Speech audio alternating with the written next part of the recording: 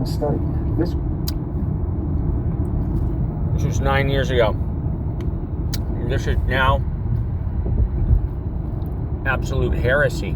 This guy would be crucified for saying this. Yes, junior high school kids who were taking the math part of the SAT. In the 80s, that was an enormously influential environment, the notion of identical differences according to some genetic trait, and where environment is the same. How about gender differences? Whoa, okay, so genes have something to do with producing what your gender is, and environment being the same. If you see differences between females and males, that's attributable to the... He's talking about behavioral genetics and how it can obviously start in the womb. Monozygotic, dizygotic twins, etc. different genetics. Okay, and you should be able to nuke that one within seconds as well, which is the notion of shared environment, the notion of identical environmental experience. To give you a sense of how subtle this is, at 1 hour of life, on the average, differences. Whoa, okay, so genes have differences according to some genetic trait, and where environment is the same. How about gender differences? Whoa, okay, so genes have something to do with producing what your gender is, and environment being the same. If you see differences between females and males, that's attributable to the different genetics. Okay, and you should be able to nuke that one within seconds as well, which is the notion of shared environment, the notion of identical environmental experience. To give you a sense of how subtle this is, at 1 hour of life, on the average, the level of activity, the rate of movement, the amount of movement of limbs, on the average is greater among newborn boys than newborn girls. Whoa, that's there like within an hour of getting born. That's not a whole lot of time for environment having gone on there. Maybe you're... Dude, you can't be saying this. What? Boys and girls are exactly the same. In fact, there's no such thing as gender. Don't use science. A strong genetic effect. What other studies have shown is from the first moments of postnatal life, mothers are already interacting differently with baby girls than with baby boys. From the first interaction, from the very first holding of them, there's differences in how long they are held. There are differences in the proximity to the body, to the face. So, whoa, sex differences in behavior at 1 hour, sex differences in environment within mere moments after being born. So that weakens that one. And this came through in another realm. This was a study that was done in the 80s that was enormously influential by a pair of scientists at Johns Hopkins, Benbow and Stanley. And it had to do with a program that I bet a lot of you guys had something or other to do with back when, which is the Johns Hopkins Gifted Youth Program thing, which I bet all sorts of you guys qualify for at various points and got, the Johns Hopkins blue ribbons pasted to your forehead. And that was part of this massive study that's been going on for decades and decades of kids who are very gifted academically in a number of different realms. And Benbow and Stanley were some of the senior researchers on this. And this was a study they did when they had like 40,000 kids in their database. And they asked a very simple question, which was, well, what does IQ distribution look like in this population as a function of what sex you are? And back came a very interesting finding, which was a highly, highly, highly significant difference in the average IQ between girls and boys in the direction of boys having a higher IQ.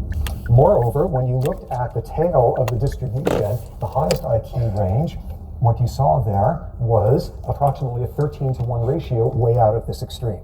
They then followed up and did the exact same thing. No, they didn't do IQ. What am I talking about? They did math. Ignore that. Erase all of that. Okay, let's start over. So lots of you probably got the Benbow and Stanley sweatshirts when you were part of that program. So they were looking at math skills. Yes, junior high school kids who were taking the math part of the SATs. That's part of getting into this Hopkins program. So they took the math SATs and they looked at those 40,000 scores and saw that there was a gender difference in the average score on the math SATs, with boys scoring higher. Not only that, but when they looked out at the tail here, okay, I'm back on track. When they looked out at the tail here at the highest math achievement, there was a ratio of 13-to-1 boys to girls. Okay, so that was pretty striking. And in their paper, which was published in Science, was a very, very critical phrase. Their rationale for doing the study on kids that age was the fact that, at least at the time in most schools, middle school, junior high school, kids have not differentiated classes yet. They're not yet at the point where you could choose to take extra math classes, to choose to take the absolute minimum. This was still the stage where most kids in this country are getting the exact same math classes. Everyone is still getting the same. And thus, at that point, they could include in their paper a phrase along the lines of, since all the children had essentially identical educational environments, any gender differences seen in it are reflecting, and they use the word biological, are reflecting biological differences. This was one hell of a famous study. This was... I don't understand.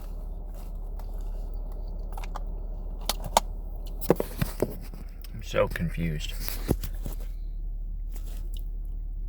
Stanford, your behavioral geneticists.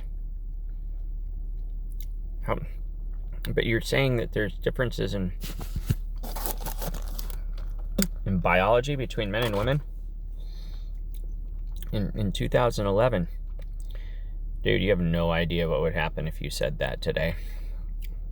The class full of gender reassignment folk, you'd be crucified for this. Why are you talking facts? Page all over the place. This wound up being shown very large article in Time and in Newsweek. The Reader's Digest, which I know sort of everyone is supposed to make fun of, but the Reader's Digest, at least, does it still exist? Yes, it does. Okay, throughout the 1980s, the Reader's Digest was the most widely read magazine in this country, which is astonishing, showing what percentage of people read in the bathroom or so, having to go with the Reader's Digest there. And the Reader's Digest covered this and used the phrase, the math gene, and discussing how this was the definitive study showing that more boys have the math gene. Like, you already know that's like nonsense on so many different levels, but this was all over the place. This was the study that definitively showed genetic differences in math skills by sex, and definitively showed that this was manifest at a stage before there were different educational environments in terms of math. And what, of course, completely rips apart that study, and it was shameful that thing was ever published, let alone got as much attention as it did, is the fact that the environment was not exactly the same. Endless number of studies have shown, beginning by first grade, if it is a simple math problem at that stage, for the same hands put up, a boy is more likely to be called on than a girl. Studies showing that for the same correct answer, boys in elementary schools are more likely to be praised for the correct answer than are girls. By the time junior high school was coming around, guidance counselors are already differentially by sex, advising once you get into high school to take more elective math. Tremendous, massive differences in environment. And this study, using this whole argument of if there's an identical environment and you see differences, it's due to genes. And predicated on that, if that's not true an hour after life, it was ludicrous that they were making this argument about 13-year-olds. So this was a paper with enormous influence in every major newspaper in the country. Scientists have discovered the math gene, and boys have more than girls. We will come back to that study later on because something much, much more interesting is going on.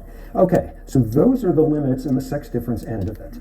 So what can you do next? There's a flip side, another approach that the behavior geneticists use, which is basically the converse. Now you look at individuals getting raised in the same environment who don't share genes.